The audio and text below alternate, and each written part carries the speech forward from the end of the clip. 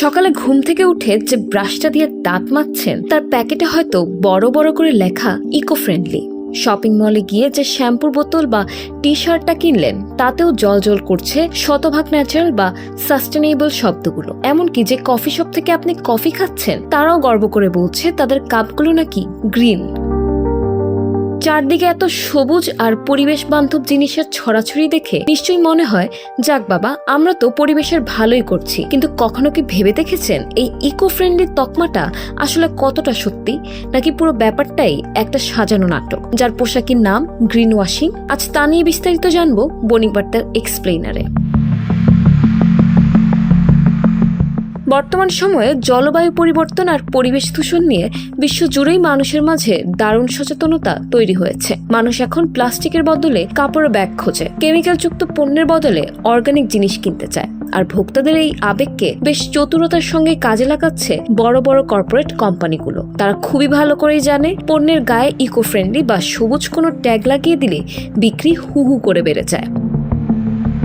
শুধু তাই নয়, পণ্যের দামও বাড়িয়ে দেওয়া যায় অনায়াসে। পরিবেশ রক্ষার এই ভান করে ভোক্তাকে বোকা বানানোর এই চতুর বিপণন কৌশলকেই বলা হয় গ্রিন ওয়াশিং।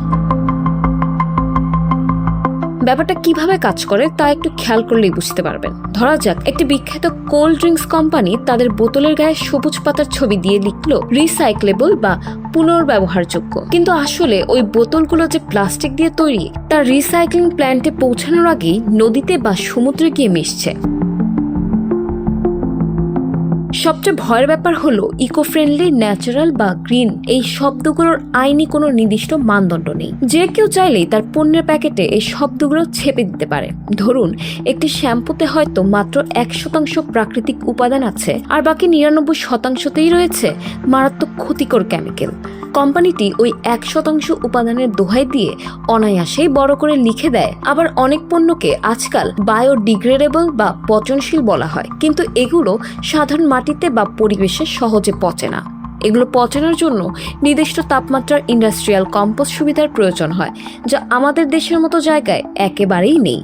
ফলে আপনার কেনা ওই ইকো ফ্রেন্ডলি পলিথিন বা প্লাস্টিকও শেষমেশ ভাগাড়ে গিয়ে শতাব্দীর পর শতাব্দী ঠিক আগের মতোই পড়ে থাকে। তাহলে উপায় কি? আসল পরিবেশ বান্ধব পণ্য চেনাটা একটু কঠিন হলেও একেবারে অসম্ভব নয়। শুধু ইকো ফ্রেন্ডলি লেখা না দেখে পণ্যের গায়ে স্বীকৃত কোনো থার্ড পার্টি সার্টিফিকেশন আছে কিনা তা খোঁজা। বিশেষ করে প্যাকেটের পেছনে ছোট লেখাগুলো পড়তে হবে। যদি দেখেন উপাদানের তালিকায় এমন সব রাসায়নিকের নাম যা আপনি পড়তেই পারছেন না, তবে বুঝবেন সেখানে বড় ধরনের ধোঁকা লুকিয়ে আছে। তাছাড়া প্যাকেজিং এর দিকেও খেয়াল রাখা দরকার, কারণ কোনো পণ্য যদি প্লাস্টিকের মোড়কে বিক্রি হয় তবে তা পরিবেশের কোনো উপকারেই আসবে না। পরিবেশের জন্য সবচেয়ে বড় উপকার হলো কেনাকাটা কমানো বা মিনিমালিজম চর্চা করা। একটা ইকো ফ্রেন্ডলি ব্যাগ কেনার চেয়ে ঘরে থাকা পুরনো সাধারণ ব্যাগটি বারবার ব্যবহার করাই পরিবেশের জন্য সবচেয়ে ভালো কাজ। তাই চোখ ধাঁধানো বিজ্ঞাপনে না ভুলে আসুন সচেতন হই এবং প্রকৃতিকে রক্ষার দায়িত্বটা সবুজ লেবেলের উপর না ছেড়ে নিজেদের কাঁধেই তুলে নিই।